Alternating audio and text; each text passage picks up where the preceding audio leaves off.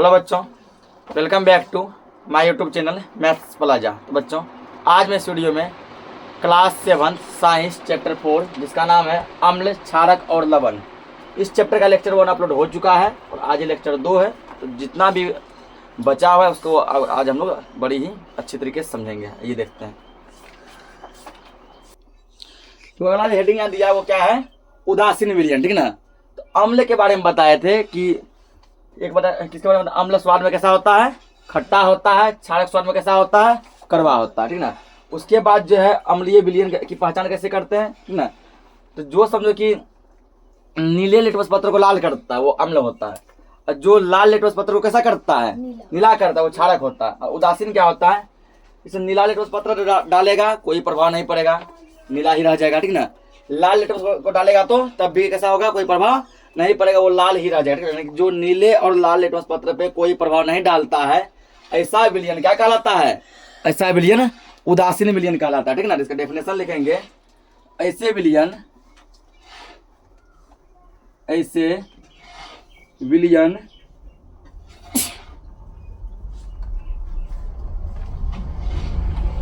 ऐसे विलयन जो लाल एवं नीले लिटमस पत्र के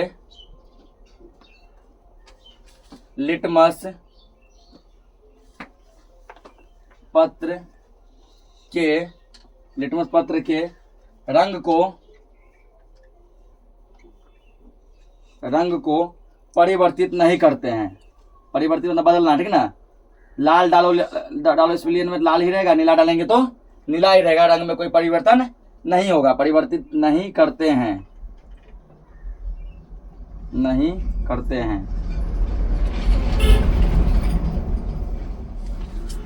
उसे उदासीन विलयन कहते हैं। उसे क्या कहते हैं, उदासीन विलयन कहते हैं। उसे उदासीन विलयन कहते हैं। जो नीला और लाल लिटमस पत्र में कोई प्रभाव नहीं डालेगा वह उदासीन विलयन कहलाएगा। उस मोटा मोटी ये है, ठीक ना। ऐसा पदार्थ ना तो अम्लीय होता है ना क्षारीय होता है। उदासीन विलयन ना तो अम्ल के जैसा खट्टा होगा, ना ही क्षारक के जैसा कैसा होगा, कड़वा होगा। नोट करो इसको।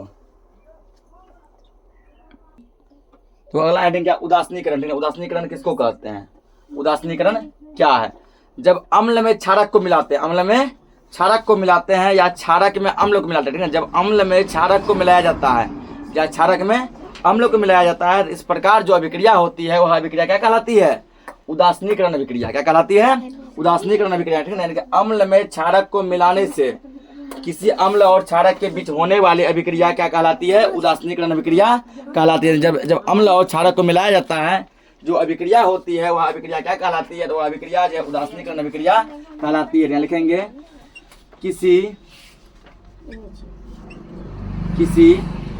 अम्ल और किसी क्षारक के बीच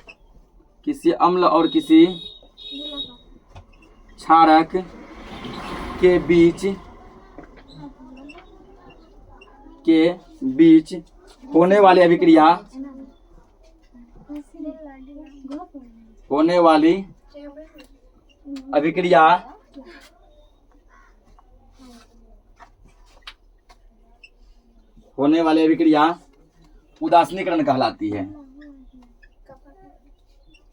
उदासीनीकरण कहलाती है। पूछेगा उदासीनीकरण अभिक्रिया किसे कहते हैं, किसी अम्ल और क्षारक के बीच जो अभिक्रिया होती है वह अभिक्रिया क्या कहलाती है, उदासीनीकरण अभिक्रिया कहलाती है, ठीक ना। इस प्रक्रम में उष्मा के निर्मुक्त होने के साथ साथ लवण और जल बनते हैं। उदासीनीकरण अभिक्रिया में क्या होता है, लवण यानी मानो नमकीन, लवण मतलब नमकीन, यानी नमक बनते हैं और क्या बनते हैं, जल बनते हैं, नमक और जल बनते हैं। उदासीनीकरण अभिक्रिया में क्या बनेगा, नमक और जल बनेगा। तो उदासीनीकरण अभिक्रिया का रूप क्या हो जाएगा, अम्ल। अम्ल किससे अभिक्रिया किया, क्षारक से। किससे अभिक्रिया किया, क्षारक से। अम्ल प्लस क्षारक क्या बनाया, लवण प्लस जल। लवण प्लस जल, लवण यानी नमक, लवण मतलब क्या हो गया, नमक।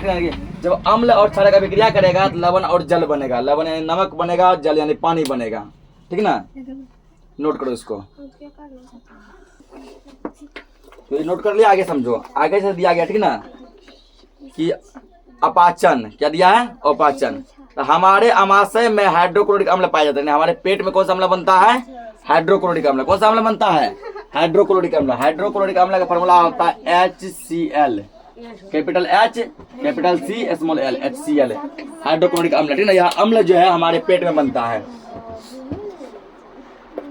पाचन हमारी ना, यह भोजन के पाचन में हमारी सहायता करता है, लेकिन अमाशय में अम्ल की आवश्यकता से अधिक मात्रा होने से अपाचन हो जाता है। ठीक ना, यह अम्ल क्या करता है, भोजन को पचाने में हेल्प करता है।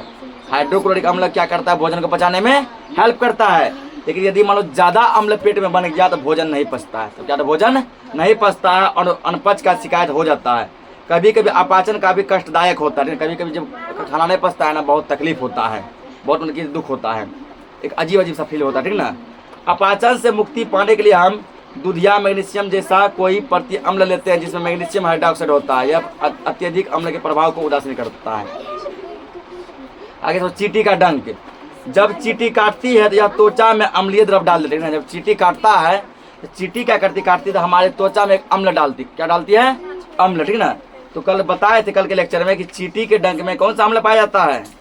तो चींटी के डंक में कौन सा अम्ल पाया जाता है, फॉर्मिक अम्ल। कौन सा अम्ल, फॉर्मिक अम्ल ना। तो चींटी जब काटती है तो वो हमारे शरीर के अंदर फॉर्मिक अम्ल डाल देती है। ठीक ना, जिससे हमारा त्वचा क्या होता है, जो है ना, लहर मारने लगता है। इसको खत्म करने के लिए, इसके प्रभाव को खत्म करने के लिए क्या करना चाहिए हमें, ठीक ना, तो कैलेमाइन विलियन यानी कि जिसमें सोडियम हाइड्रोजन कार्बोनेट हो, इसका प्रयोग करना चाहिए, जो कि क्या करेगा, इसको उदासीन कर देगा।